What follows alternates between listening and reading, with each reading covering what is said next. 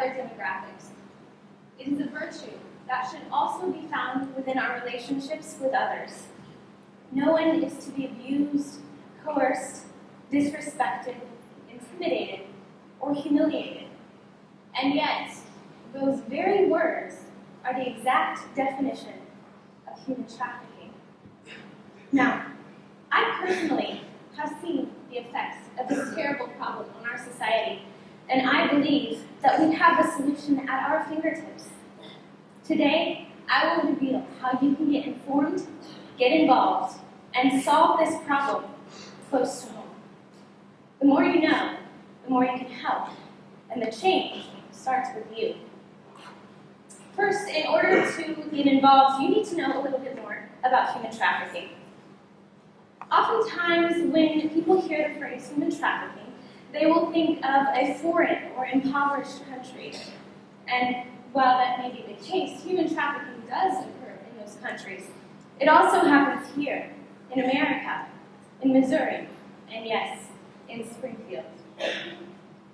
In 2015, the FBI stated that over 1/3 of all victims in the world are Americans. Here are a few statistics given by the United States Department of Justice in 2014. The average age of entry into prostitution is 13 or 14 years old in America. A pimp can make $150,000 to $200,000 per child per year, and the average pimp is responsible for 4 to 6 children. Now, doing the math for those stats, you will find that the average pimp in America makes $600,000 to $1.2 million per year. In 2007, the United States News Center called this problem modern-day slavery. The more you know, the more you can help, and the change starts with you. Well, now that you know a little bit more about human trafficking, I'll tell you how you can get involved. Trafficking is everywhere, and oftentimes we fail to recognize the indicators. Well, in an attempt to solve this problem, in 2014, the FBI published a list of items that we can watch for in victims. 1, manipulation or control in a relationship. 2, unexplained injuries. 3, individuals with no identification documents. 4, workers with unusually long hours or low salary. And 5, inhumane working or living conditions. If you notice any of these problems, I urge you to contact the National Human Trafficking Resource Center hotline.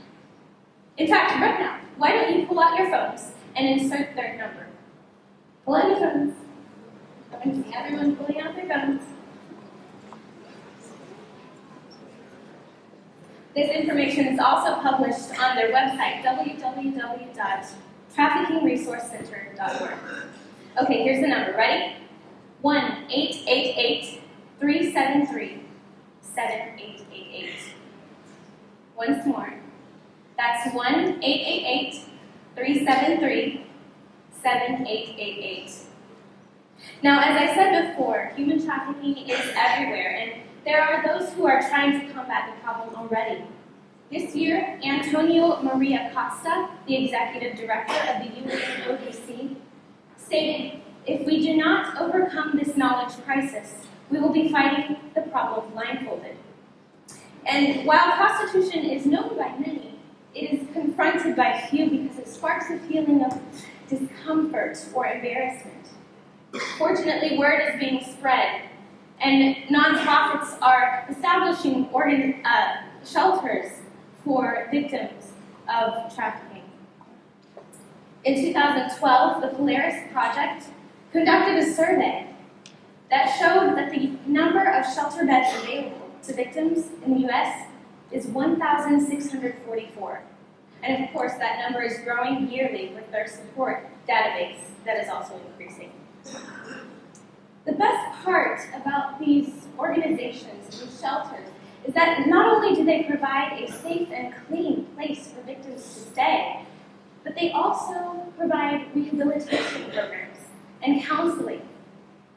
These organizations are constantly in need of donations, and that's where you can come in. National organizations you can donate to are the Polaris Project and the Covering House. Local organizations include the Rare Breed and the Missouri Baptist Children's Home, which recently opened a shelter in the St. Louis area for women ages 18 to 24, according to Robbie Haynes in 2015. The more you know, the more you can help, and the change starts with you.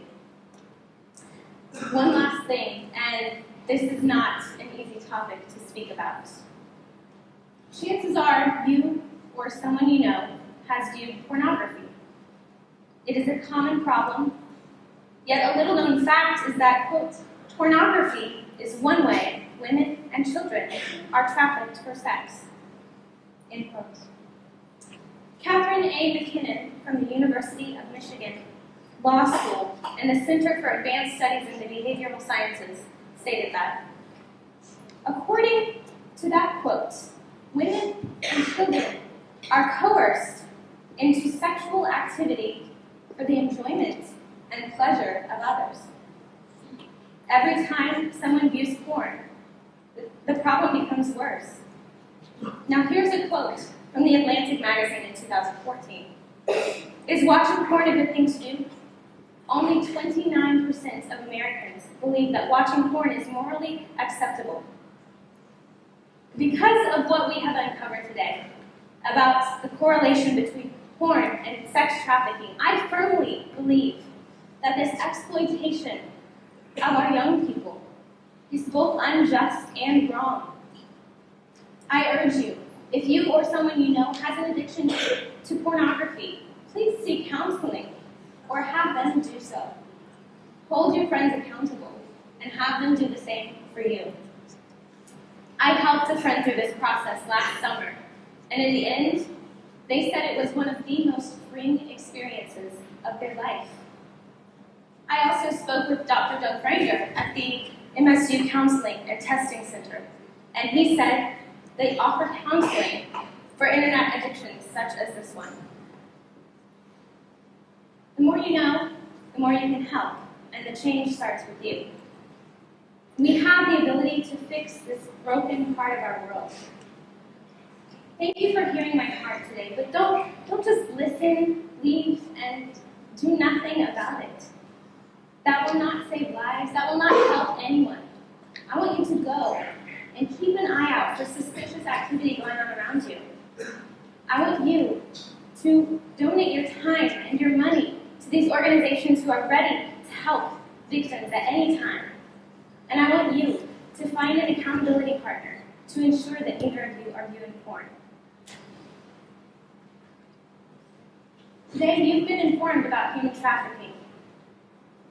You can help, and the change starts with you. Thank you.